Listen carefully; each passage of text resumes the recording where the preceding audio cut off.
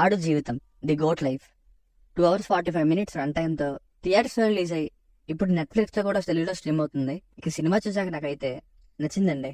Cinema మొత్తం స్లోగానే ఉంటుంది, కానీ నా వరకు స్లోగా వెళ్ళినా సరే ఇంట్రెస్టింగ్ గా కొత్తగా ఉంటే చాలు నాకు. కాస్త ఇదే కాన్సెప్ట్ తో ధనుష్ గారిది మరియన్ అని ఒక సినిమా వచ్చింది గతంలో, కానీ ఈ గోట్ లైఫ్ నిజంగా ఎగ్జాక్ట్ గా ఇలానే జరుగుతుందేమో అనేంత ప్రాపర్ డీటెయిలింగ్ తో ఉంది. ఇంత స్లోగా ఉన్నా సరే ఇలాంటి యూనిక్ ఫిల్మ్స్ కే అవార్డు వస్తుందంటే మీలో ఎంతమంది నమ్ముతారు? సరే వస్తుందో రాదో తెలియదు, కానీ ది మోస్ట్ డిజర్వ్డ్ యాక్టర్ అయిన పృథ్వీరాజ్ సుకుమారన్ గారికి అవార్డు రావాలని కోరుకుంటున్నా ఈ మూవీ చూసిన తర్వాత. ఈ సినిమా కోసం కొన్నేళ్లుగా ఆయన చూపించిన డెడికేషన్ చాలా క్లియర్ గా సినిమాలో ఈయన award winning and emotional acting లో చూడొచ్చు. సినిమా ముందుకెళ్తున్న కొద్దీ ఈయన ట్రాన్స్ఫర్మేషన్ అండ్ యాక్టింగ్ లోని వేరియేషన్ అయితే వేరే లెవెల్. నిజంగా ఇన్స్పైర్డ్. సో స్లోగా వెళ్ళే మూవీస్ మీకు నచ్చితే ఇది నచ్చుతుంది, లేదంటే లేదు.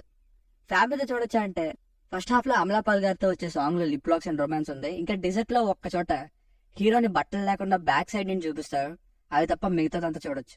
బేసిక్ స్టోరీ లైన్ ఏంటంటే ఇంగ్లీష్ హిందీ రాని హీరో పని కోసం సౌదీ అరేబియాలో ల్యాండ్ అయ్యాక వాళ్ళని మోసం చేసి వాళ్ళ స్పాన్సర్ కు బదులు వేరెవరో వచ్చి వీళ్ళిద్దరిని మోసం చేసి ఎడానికి తీసుకెళ్లి గొర్రెల కాపరిగా పెడతారు.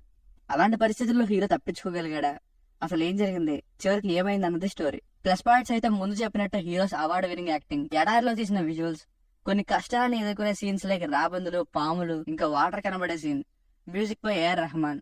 ఇంకా టైం తీసుకుంటే తీసుకున్నారు కానీ ఇచ్చిన డీటెయిలింగ్, ఇంకా ఎడారిలో ఎన్నో వేల మంది చనిపోయారనే ఫ్యాక్ట్స్, ఇవి ప్లస్ పాయింట్స్.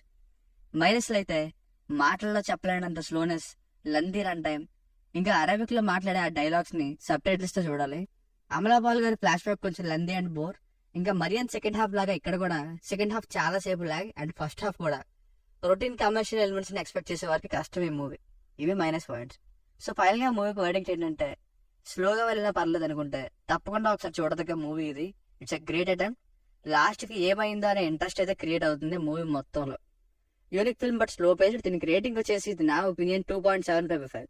మీకు కనుక రివ్యూ నచ్చినట్లయితే మరిన్ని రివ్యూస్ కోసం మన ఛానల్ ని సబ్స్క్రైబ్ చేసుకోండి. Thank you.